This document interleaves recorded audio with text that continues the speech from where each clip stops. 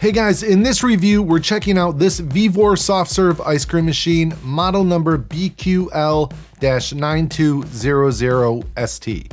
Now, I've been on the hunt for a Softserve ice cream maker for a while, and Vevor is always on my radar because they literally make everything.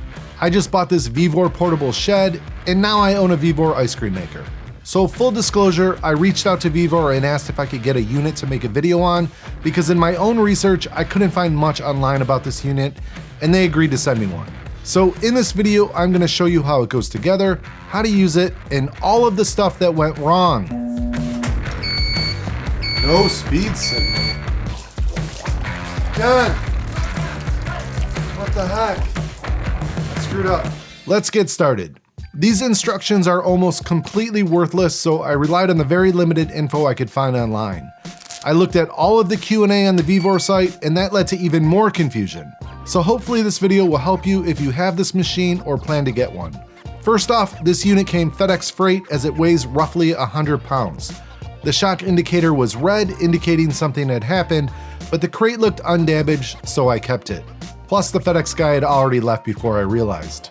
These are the parts that came with the unit: the distributor or dispenser with a gasket, handle, pin for the handle, wave ring, piston, extra O-rings for the piston, expansion tube or puffer, 5 screw knobs, one is extra, drip tray, hopper cover, and food grade lube. The first thing I did was lube the O-rings and gaskets. There's no mention of this lube in the instructions, so that's my best guess as to what it's for. For sure the piston needs lube, but it can't hurt to lube the O-rings. This piston goes into the dispenser, and the handle goes into the dispenser and into the opening of the piston. Then secure it with the pin.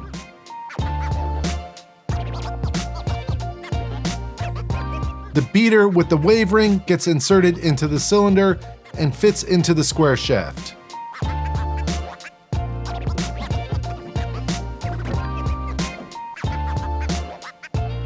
Next, you mount the assembled dispenser with the gasket.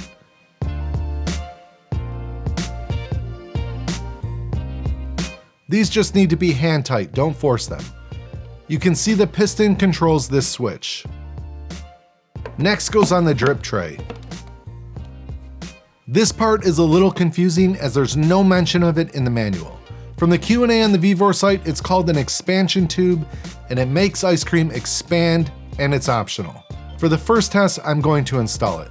You can see it has multiple sizes, but I couldn't find any info on what the effect each size has. Please, if someone is watching that knows anything about this stuff, please fill in the gaps in the comments section.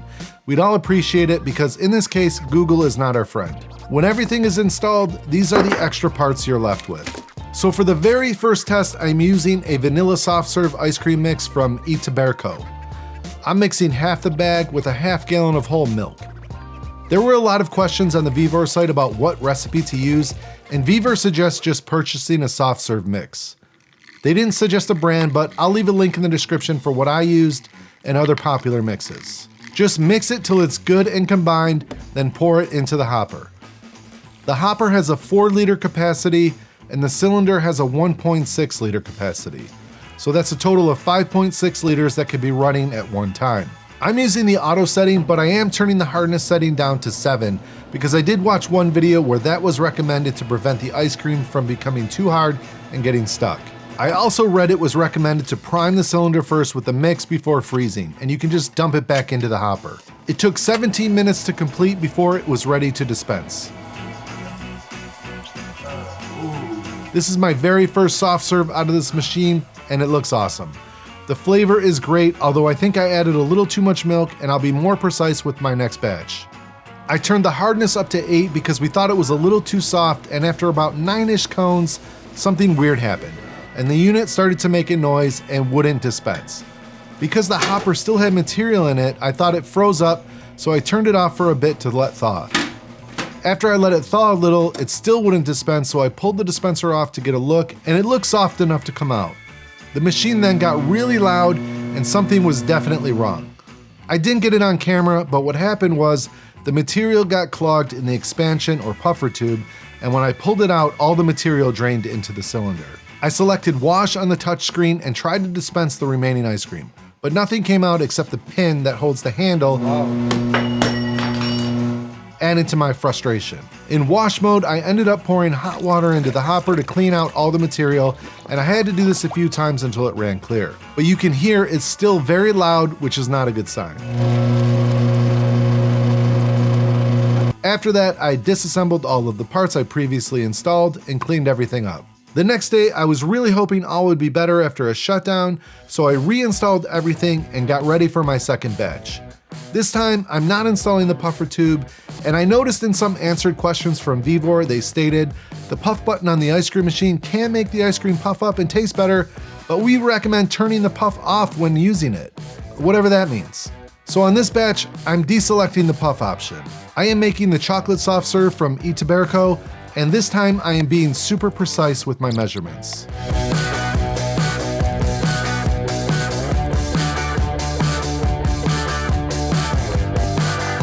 So this time the machine was still very loud, about 11 decibels louder than yesterday when it was running normally.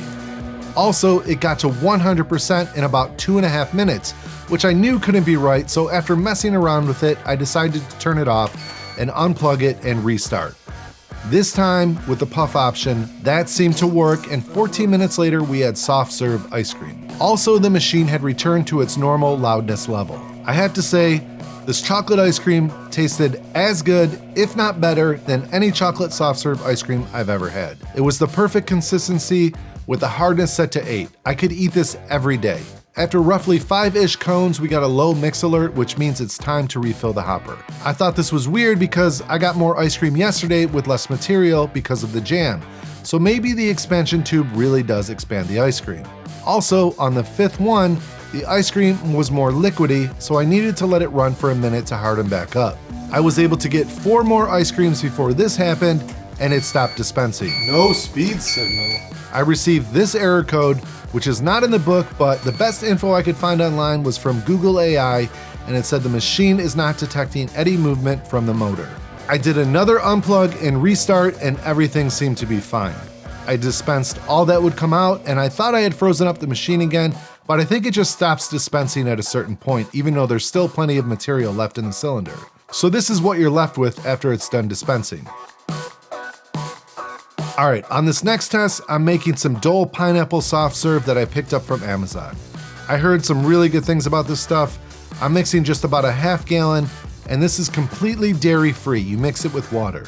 This took just 13 minutes before it was ready, and it was perfect. I ran out of cones, so we ate it out of bowls, and it's really good. Perfect texture, kind of soft serve sherbet flavor. I'm happy to report I had 0 issues with this run through. No loud noises, no weird error codes, everything worked as it should. After it stopped dispensing, I was left with quite a bit of material left in the cylinder, and maybe this is normal. If you know, leave a comment below. I'd love for this comment section to be a resource for people who own this unit or want to purchase one. And I'm sure I made some mistakes, like what you'll see next, so feel free to blast me in the comments as well. God! What the heck? Screwed up. There's very little info on this unit, so this video is just a lot of me trying to figure it out. So when you're cleaning this unit and rinsing it out, make sure you have the beater installed, because if you don't, the water just pours out. At first I thought I accidentally left the handle down, but nope. If the beater is not installed, the water will just pour out, even with the unit turned off and the handle in the off position. Hopefully, my mistake saved someone from a terrible mess. Also, this drip tray, I had to remove the metal grate because it forces the liquid behind the tray, creating a mess underneath. Removing the metal grate solved that issue. So final thoughts. I had a little trouble along the way. I had to figure some things out because there's not a lot of information for this machine, and the instructions are really poor.